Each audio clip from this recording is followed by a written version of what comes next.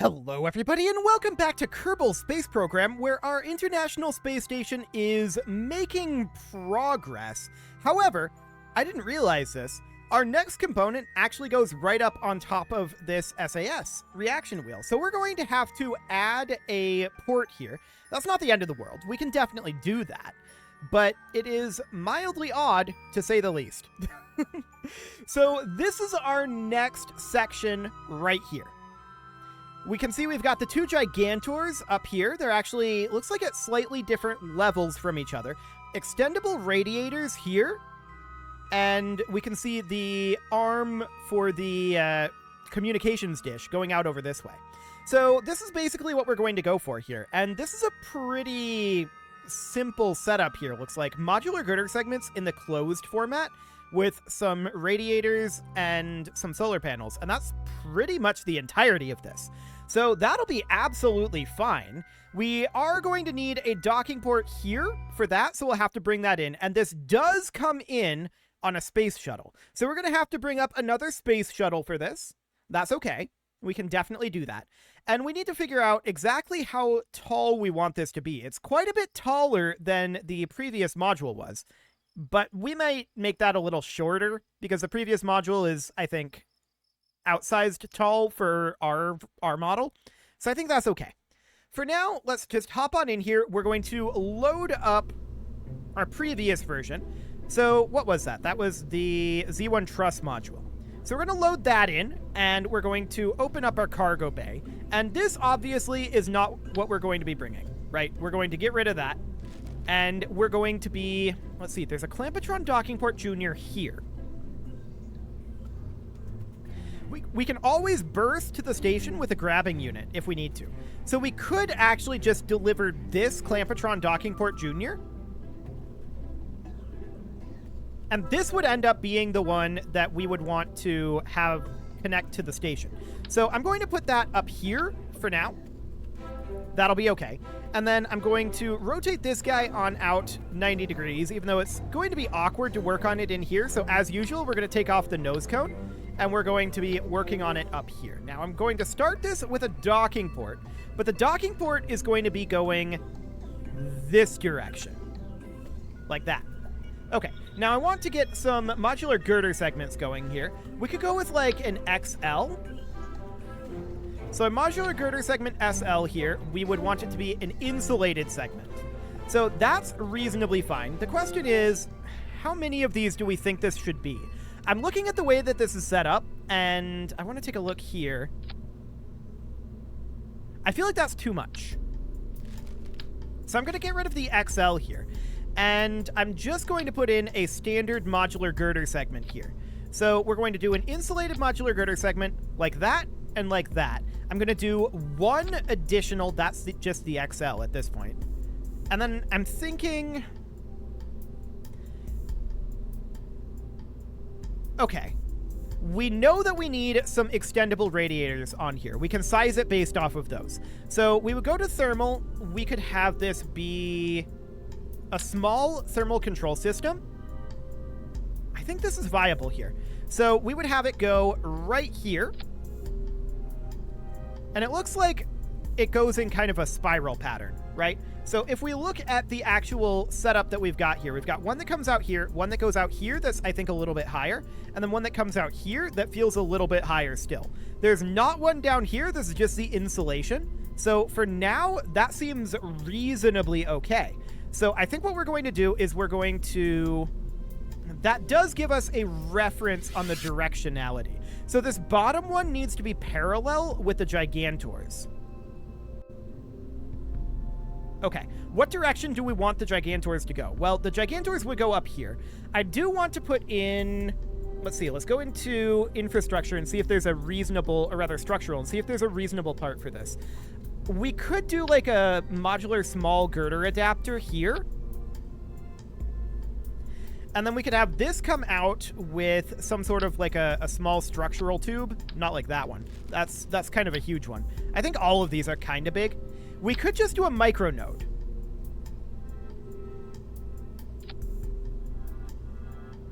That's somewhat interesting there. So we do a micro node. I'm not sure about clipping here. But then the Gigantors, they don't like to connect to the micronode. Okay, noted. So I kind of like having this modular girder small adapter here. I think that works. But if we look at the way that this is set up in the reference image here, we can see that there's like a flat plane here and then a slightly higher flat plane here that they're connected into. So that would be what we would end up looking for. That could maybe be done. Let's see here. I was thinking about a hinge. It would be mildly awkward, but one of these small hinges would theoretically go here-ish. And that would then be rotated 90 degrees. This would not be intended to be motorized, so we would not have this be motorized. And this guy would go right here. We would want it basically snapped on there.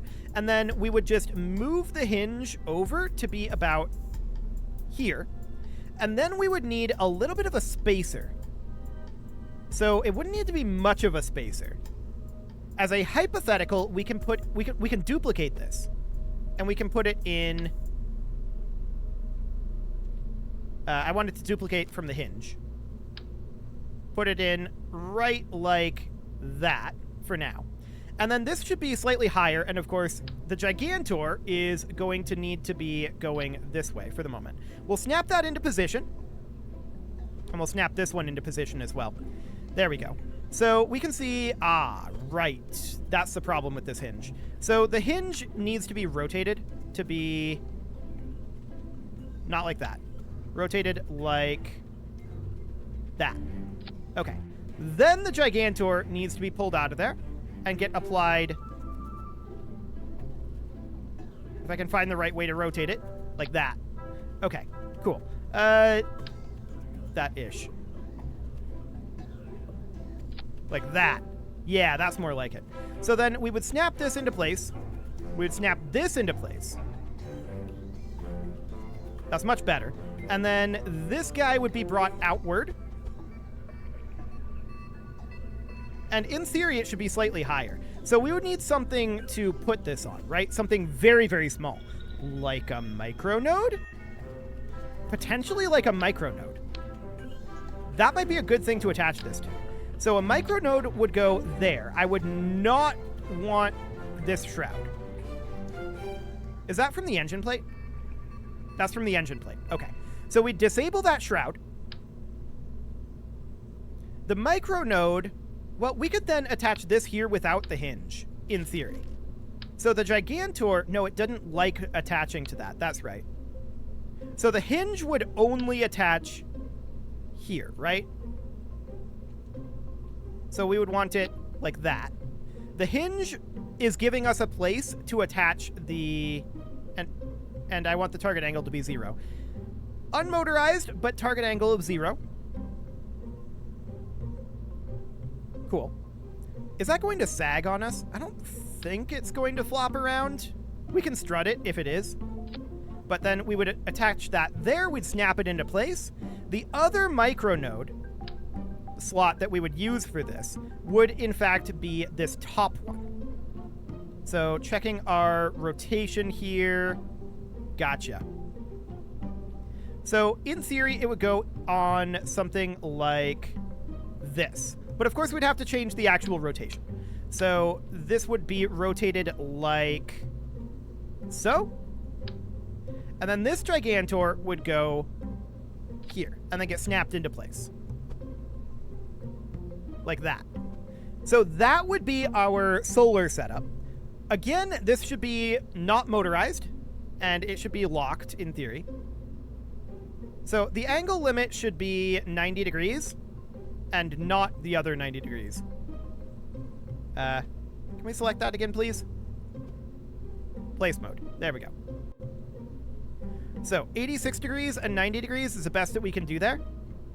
Okay. So over here, this should be between 0 degrees, like maybe like 2 degrees, and minus 2 degrees. With the target angle being 0. And then this one's target angle would be, of course, 90. Phenomenal. So then we would have these not be motorized. They're not going to move around too much. So it would be something kind of like that. Then we would need the thermal control systems. So we need one in the back of this, which would go here. So it would go something like that. And then we would need one in the front. So it would go right here. Like that. I don't see any additional, and the reason why there's a gap here appears to be because this is where the communications dish goes. So that's reasonably fine.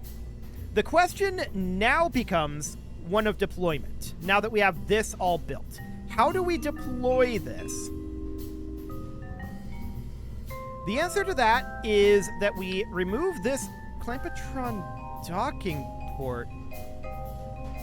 That micronode is not actually connected here. It was connected to the engine plate. Yeah, it's connected to the engine plate there. Got it. We don't actually need the engine plate. So I'm going to remove that, remove the engine plate, and the second engine plate. We're going to reattach here. Cool.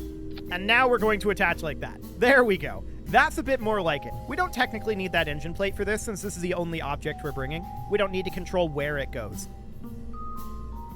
So this will be absolutely fine. But we need to bring this in reversed. So we're going to remove everything up over here. We're going to put in a Clampetron docking port here. And in fact, that's going to be this Clampetron docking port. And it's going to be attached this direction. Then we need to flip this guy around. More specifically, we need to take this and attach this down over here, going this direction. Like that. And then flip the rest of this around. Hang on. This is not quite the angling that we need for this. Right. We're going to have to deploy this at a slightly different angle. So we're going to have to deploy it at like this angle, I think. And then this is going to have to be functionally rebuilt in the other direction. So we're going to take the modular girder adapter here, flip it around. That goes there. And then this modular girder segment gets flipped around and goes here. Then this modular girder segment gets flipped around and goes, let's see, this one needs to be backwards. And then this one is in line here. So I want to just double check here. So we've got inline, back, forward in terms of our directionality here. So we've got inline with the solar panels, back, forward. That looks good. And now, of course, we need our docking port. So the docking port is going to go here. And that is because this docking port needs to be what is attachable. So we have to put this in backwards, otherwise this whole thing is going to be a huge mess to get put in. Now this docking port is the shuttle's docking port and will not be going with. But we can, after we're going to need a docking port to dock this too, right? So we need to bring a second docking port along. And it has to be a new one. We can't recycle this docking port, which was what I was planning on doing. So that's going to have to go somewhere like here for now. That's okay. And we're going to have to put that into position. So then that is our cargo. And we're going to put that into our cargo bay. Cool. It doesn't even clip all that much, so that's good.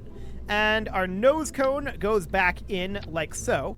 We should probably consider strutting this in so that it doesn't wave all over the place. So I'm going to do exactly that. We're going to strut it there and there. That'll be fine. Although maybe for ease of access, it should be strutted like in mirror symmetry mode, or even just a single strut at the top, just so that we have an easier time deploying this. So something along the lines of that is what we would end up doing. And this is, of course, not the Z1 truss module. This is the P6 truss module, I believe is what it's called. Yeah, the P6 truss and solar arrays is what this is called. So I'm just going to call it the P6 truss module. Okay, we'll save that. And we're ready to launch this thing at this point.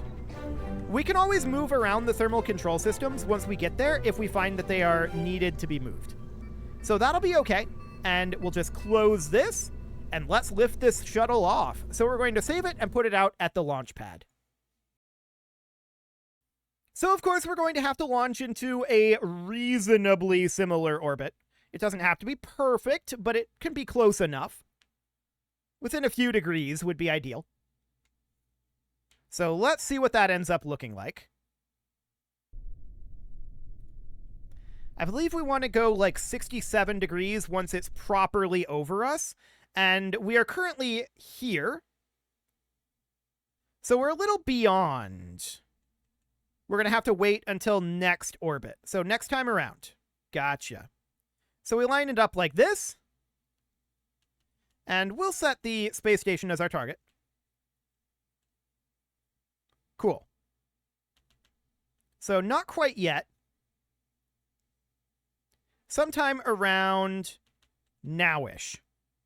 Obviously, we're not in a good position to launch directly to the station, but that's okay. So we will kill rot. We are actually going to go to surface up, throttle up, and off we go with this crazy contraption. Phenomenal. So we're going to need to rotate to around 67 degrees. That is, of course, going to end up being, this way is 90. So we're going to want to rotate this a little bit. Actually, hang on. Other direction. We want to rotate it to about here or so. We do pick up a bit of a shimmy from that. That is expected. We'll get that fixed as we get a little bit higher up, as we get a little bit more speed going, and we can steer a little bit more effectively. So now we're going to start getting ourselves a little bit of horizontal speed. Okay. And we'll just park here for the time being. It's reasonably fine. We just need to get some altitude for the moment. Cool. I don't really like the roll that we have going on in these early stages, but it does get the job done. Eventually. Emphasis on eventually. Okay, so we're going to get ourselves a little bit more rotation over towards the horizon here. We've got a decent amount of altitude. I want to be getting a lot of horizontal speed right now. I want to check in on our ascending descending node. Okay. It's moving reasonably okay, but it looks to me... Ooh, hang on a moment. I don't want to be pitching down quite that far. Okay, yeah, our SRB's cut off, and that's a normal pitch when our SRBs do cut off. I want to be over at like this 45 degree marker right now. Ooh, that's a lot of roll. I'm trying to pitch up a bit here. It's a bit challenging at this altitude. So for the moment, we're going to park about here. I want to check in on our ascending descending node. Yep, that looks decent. So we're bringing that right on down. Phenomenal. Now we're going to carry our SRBs up into space, which is not necessarily ideal. But we need to burn here. And we can't really ditch these. We could probably engineer something with like separatrons that would push them out of the way, and that would be more efficient. We may want to consider doing that in the future. But that would require some testing. So for now, I'm just parking us here, working on that ascending node. It is coming down nicely, down to 24 degrees, and we're working on getting additional altitude still. Cool. We're going to push our apoapsis up to around 100 kilometers here. And at this juncture, I'm bringing us all the way over here to change our inclination, now that our apoapsis is quasi-decent. So I want to be at... is this normal up? Yes, this is normal up. Okay. So we're just changing our inclination now that our apoapsis is good. And yes, we do see that our orbital velocity is currently going down, but our apoapsis height is still going up. So that seems fine. We're just going to burn here until our ascending node loses efficiency. We're not angling to put this in the exact correct inclination on launch, but a similar orientation anyway. Okay, now it's starting to go up, so that's the best we can do for now. We're at an apoapsis height of nearly 100 kilometers. And at this point, I'm going to put us on kill rot, and we are going to ditch these SRBs. Let's warp forward until they're clear. Cool. And we are going to go over towards prograde. We really should be burning. We're basically at the apoapsis right now. So I'm going to get us a little bit of velocity here. I don't really like this directionality. But once we're clear... Okay, we're clear. So we're going to go to horizontal velocity up at this time. And this ascending node is currently not great. Let's go over towards 90-ish.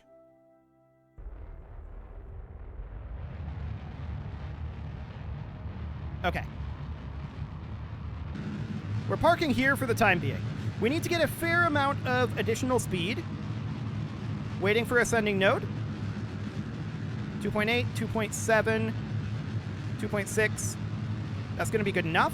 Going to horizontal velocity up. Yeah, we're going to be a little off on that ascending, descending node. That's okay. How are things going on this fuel tank? We're actually out. And that's not necessarily great because we're not technically in orbit yet. Let's get this last little bit of Delta V done. I don't like carrying this tank along with us, but we're not configured for spaceflight yet. This is going to have to do. Okay, so we're going to decouple this. Little low on the rocket fuel, but it's okay. And we're going to reconfigure for orbital flight now.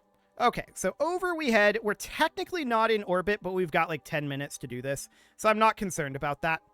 We're going to hop on down over here. And we are going to get all of this taken out for the moment. Phenomenal. 1, 2, 3, and 4 struts removed. Then we're going to re-angle our engines. There we go. And we'll re-strut this just to make sure it's not going anywhere. 1, 2. It's definitely not going anywhere at this point, but this'll do. 3, and let's get this one in there. 4. Cool. We don't need this strut, and there should be another strut around here somewhere that we don't need. Yeah, here it is. These 3. Those are all correct. Okay. Phenomenal. So now we're going to head back in. We are configured for orbital flight.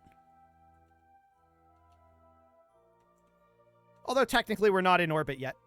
And we'll grab on here. We can refuel at the station. That's not a concern. We've got all of that excess fuel. So at this point, we're going to go to the apoapsis. And the reason we didn't make it into orbit on that burn was, of course, because we didn't time it correctly. But that's okay. I just wanted to push the apoapsis up so we had a little bit more time to work with. At this point, we need to position like so. Phenomenal. And let's get ourselves into this last little bit of orbit with 121.6 meters per second. We've got more than enough Delta V to get ourselves to the station. That's deeply, deeply, deeply unconcerning. There go our struts. Phenomenal. They're in slightly different orbits than we are. We've got about 1 minute until this burn.